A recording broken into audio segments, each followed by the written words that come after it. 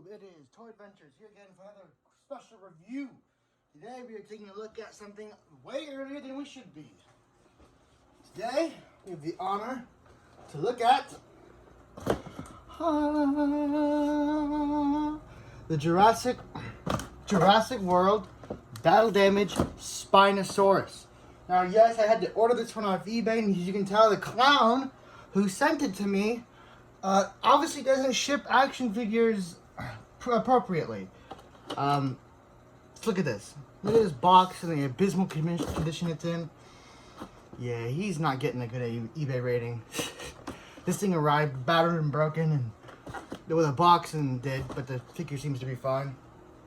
Anyway, so let's attempt to take a look at the box, as absolutely obliterated as it looks to be. It's very similar to the Dino Rivals, like large Predator boxes. Like, let me go ahead and get the Bite and Fight.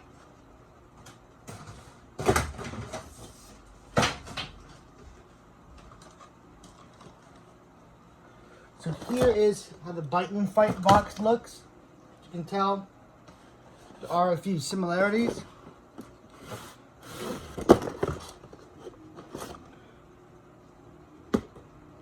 Mainly in the color department and the overall design. Oh yeah, sorry if you hear those wind blowers. The gardeners are outside doing their thing.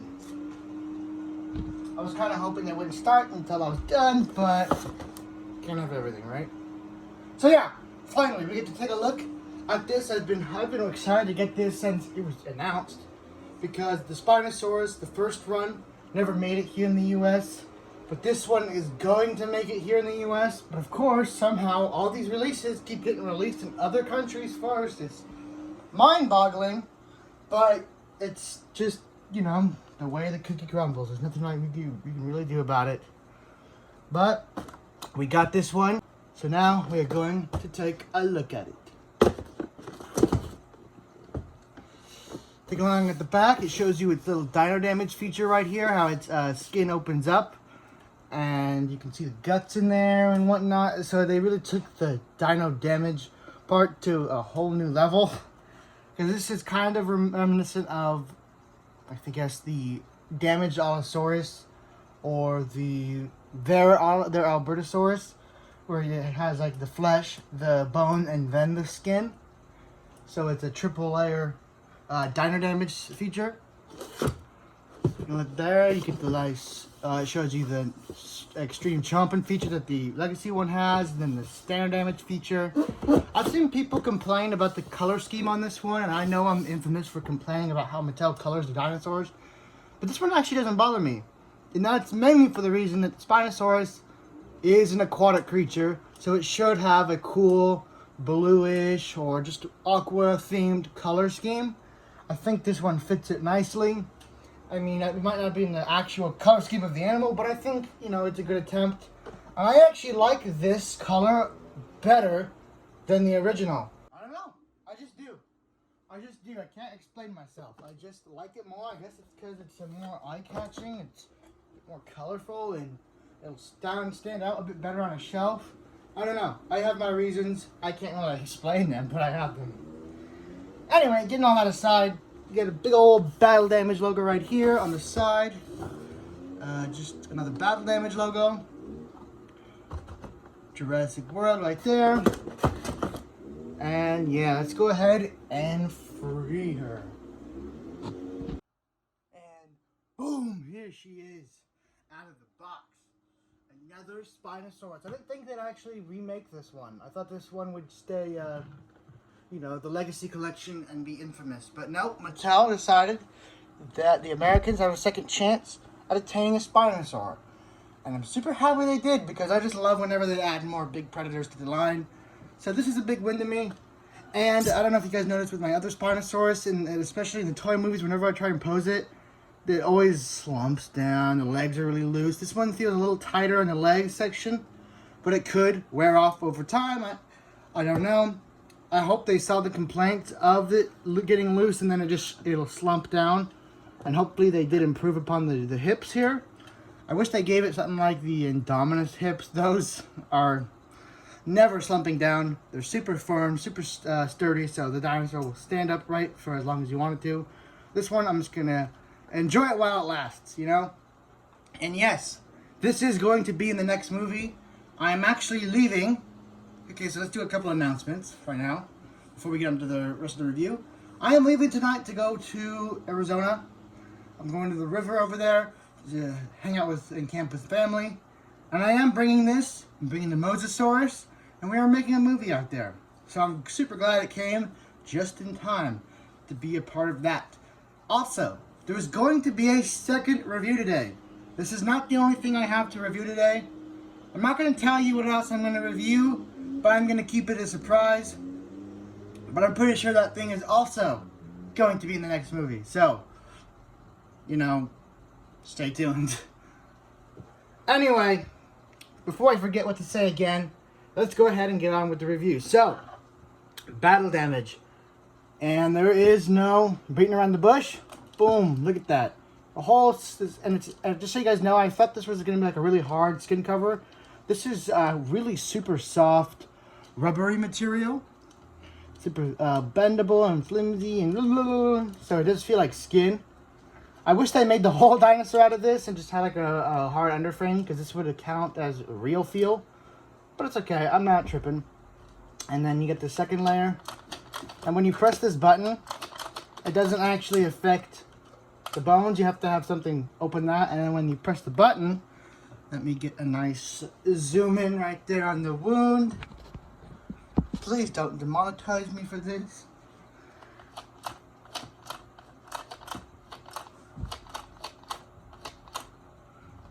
There's like fake blood in there. I don't know what this is trying to achieve. This has boggled me since the day I saw this toy toy's feature get revealed. If anyone can explain to my slow self what that could be and what that's supposed to be, a twisting organ that's bleeding inside, I don't know. It's just a little bizarre to me. So for the most part, this guy's going to be kept with his ribcage up and his skin on. Although I would wish they give that kind of dino damage to a herbivore, because that would be super good for like them getting eaten shots. Like a pack of raptors right here, if this was like a hadrosaur or something. That'd be really nice. A little gruesome. But if they put it in the carnivores, they can put it on the herbivores. Getting on to articulation. This guy is exactly the same as the Legacy Collection. So, you have two joints, one right here at the base of the neck and one right here in the middle of the neck. That allows you for a plenty of good motion and expression. And at least this is for me. I don't know, maybe it's because mine's custom painted or not.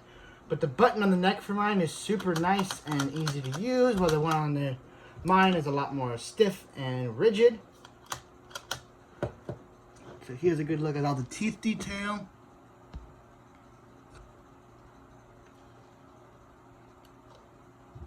It's super good. And I also like the eyes on this one. They stand out so nicely on this paint scheme. I don't know, I'm just a really big fan of this paint. I think this looks really good. Especially for an aquatic dinosaur, I like it. Let's get out of the zoom. Okay, so arms, pretty standard. Only thing that bums me out, Mattel, why do you never paint the claws? Why do you never paint the claws? Let's get a good light on that. Just blue. Bruh. For real? For real though? The tail is actually attached in package, so you don't have to attach it, which makes this guy look so much bigger on the shelf. As you saw the package when I was in the packaging, it looked a lot bigger than the normal one does, but it's the same size. And I will compare them in just a bit.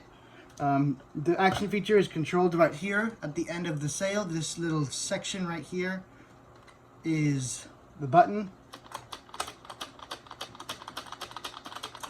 It doesn't do anything with the skin flap on, so it's pretty useless without the dino damage feature exposed. And yeah, take a look at the other side. Look at that. No screw holes. Mattel, who knows how many numbers? Hasbro 0. Sorry if I sound super tired. I just woke up from a nap, checked my front door, and this was here, and I knew how to do this quick because like I said, do have that second review coming. So, articulation is kind of redundant to go over. I already went over some of it, but you guys already know the legs can move all the way around.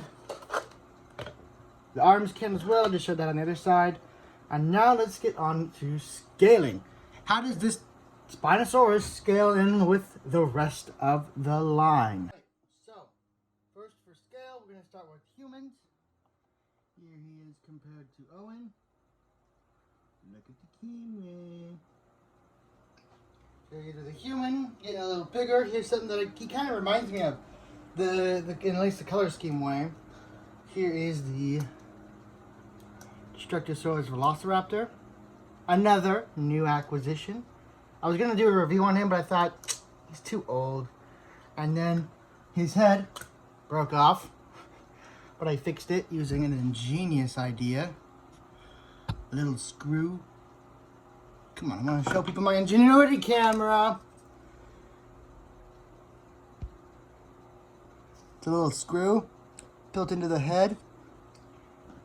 For those of you that don't know, the Destructosaurus Raptor can only move its head naturally up and down, not around like the battle damage can. But now it can. I turned a broken dinosaur into a win. I turned that W right. I turned that L right into a W. So there it is with the Destructosaurus Raptor. Moving up, getting a little bigger than that. Let's go ahead and compare her to the Velociraptor, then there's Pseudoceratops. I know I always pronounce dinosaurs' name wrong. And then our arch nemesis,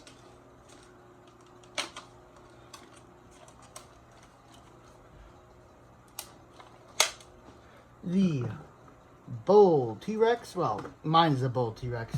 This is just the thrash and throw. They still look pretty nice together. The thrash and throw is pretty big, so that would be more like Spinosaurus versus Rexy. And then, of course, okay, so here's the issue. I don't have the original Spinosaurus look anymore for the original release. I've had it repainted, as you guys know. So here it is compared to my original release. As you can see, the legs on here are super low. That's a pretty good comparison of what I meant. This is as best as I can get it to stand, because if its thighs right here, it does not want to stay up. They slip and they slide really easily. Yeah, super loose leg joints. And then finally, with the Destroy and Devour Indominus Rex. So even the Indominus Rex even the Spinosaurus is smaller than the Indominus Rex. That's tough, buddy. Okay, so for those of you that were expecting a collector's card, for some reason this one doesn't come with it. Maybe because it's battle damage and not Dino Rivals. So unfortunately there is no collector's card. Because I actually do collect those now, but for those of you that care, here you go. The scan code. Completely misaligned with the spot it's supposed to be in. Which means it probably won't stay on there long, so enjoy it while you can.